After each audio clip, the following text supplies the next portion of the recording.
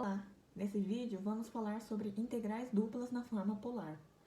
Abordaremos os tópicos integrais em coordenadas polares, definição via retângulos polares, como encontrar o limite de integração e como calcular áreas em coordenadas polares. Primeiro, vamos conhecer uma coordenada polar. Diferente das cartesianas que trabalham com x e y, ela é formada por R, que são os raios que saem da origem e vão até um determinado ponto, e θ, que são as aberturas a partir da reta horizontal em sentido anti-horário, formando arcos. Os cruzamentos entre arcos e raios formam espaços denominados retângulos polares. Temos uma região de raio A, delimitado por alfa e beta, que são divididos por arcos e raios. Da origem até o primeiro arco, temos uma vezes a variação de R. Até a segunda, duas vezes a variação de R, até chegar no último arco com variação M vezes a variação de R, que é igual ao raio A. Cada setor tem uma variação θ,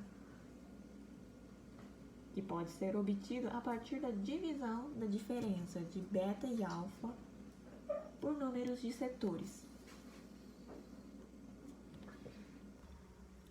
Dentro da área apresentada anteriormente, delimitamos uma região R por duas curvas, G1 em função de θ e G2 em função de θ.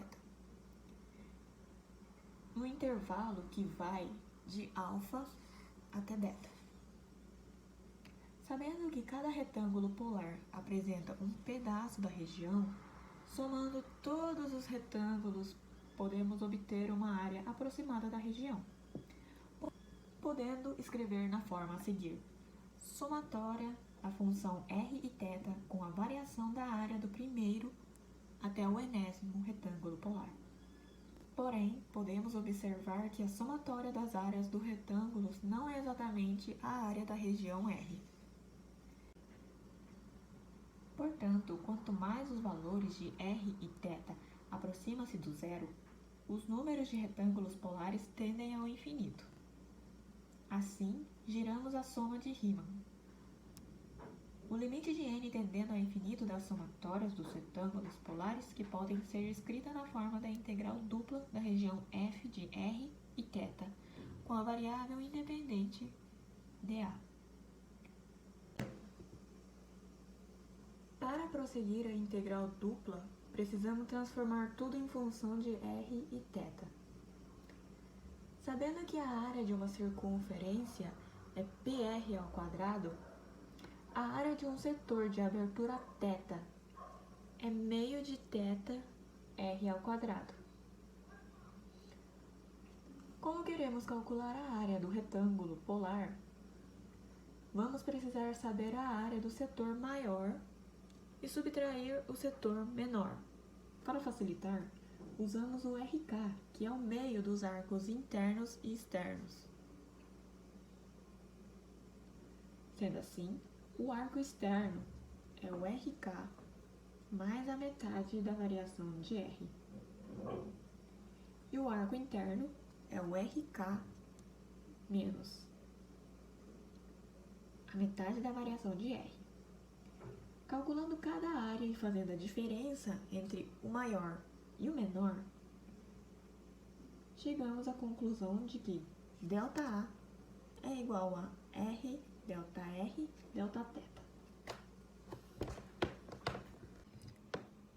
Substituindo na soma de Riemann, fica da seguinte forma. Já que entendemos a fórmula, agora vamos ver o procedimento. Primeiro, vamos esboçar o gráfico, identificando a região. Em seguida, traçamos uma linha L e encontramos onde essa reta entra e sai da região. Esses são os limites de integração de R. Por fim, verificamos a menor abertura e a maior abertura de θ. Esses valores são os limites de integração de θ.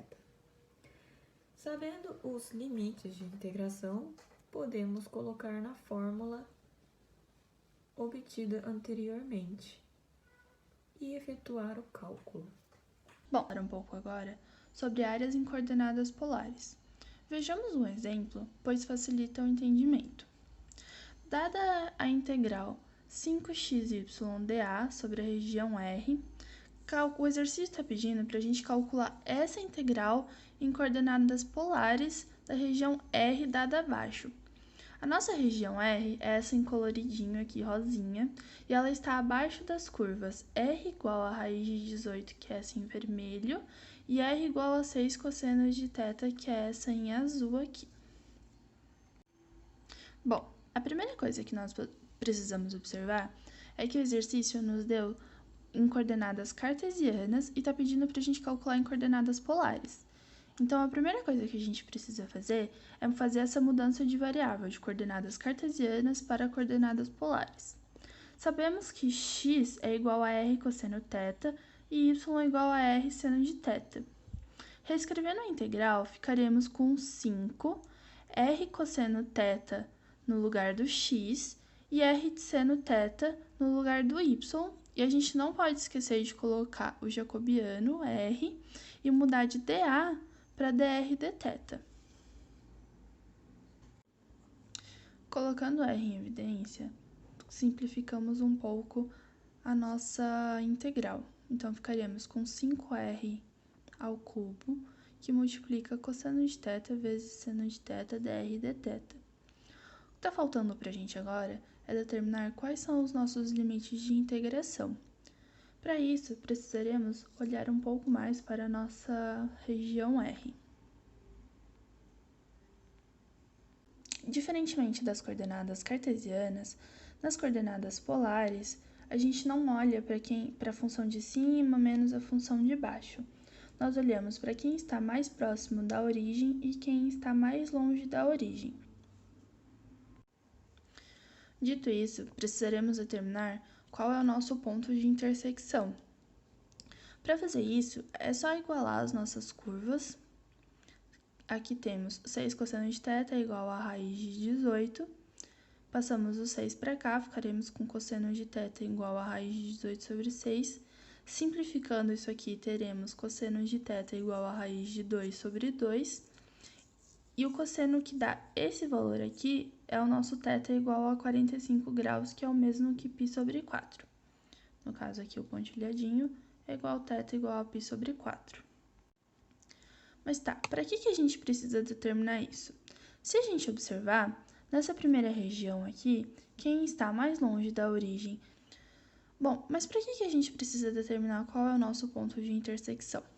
Bom, se a gente analisar aqui o nosso gráfico, notaremos que nesse primeiro trecho aqui, quem está mais próximo da origem é a própria origem e quem está mais longe é a curva R igual a raiz de 18. E nessa segunda parte aqui, notaremos que quem está mais próximo da origem é novamente a origem e quem está mais longe é a curva R igual a 6 cosseno de θ. Com isso, chegamos à conclusão que para obter essa área R aqui, precisaremos calcular duas integrais. Uma que vai até o ponto de intersecção e a outra que vai até o nosso eixo Y aqui. Bom, a gente sabe que o θ aqui começa em 0, e como esse é o nosso primeiro quadrante, vai até o π sobre 2. Como eu disse anteriormente, será necessário nós dividirmos a nossa integral em duas partes. Vamos olhar primeiro para os limites de integração da primeira parte. Nós temos que o nosso θ ele começa aqui em 0 e vai até o nosso ponto de intersecção, que é o π sobre 4. E o nosso R começa em 0 e vai até a nossa curva R igual a raiz quadrada de 18. Então, temos o θ variando de 0 a π sobre 4 e o R variando de 0 até a nossa curva raiz de 18.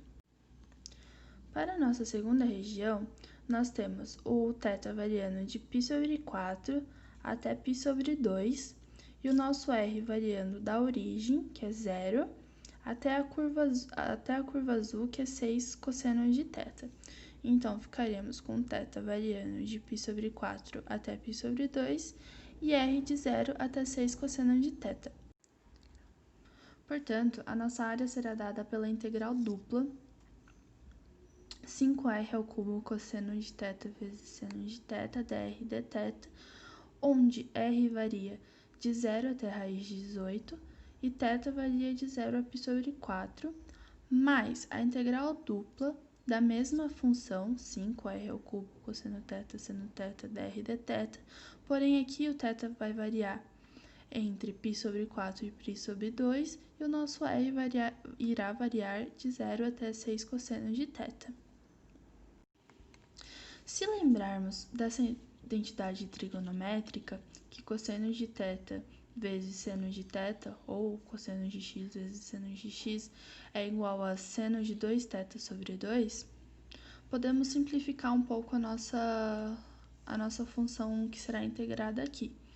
Então, ficaremos com 5R ao cubo vezes seno de 2θ sobre 2 dr dθ, e os nossos limites de integração serão mantidos.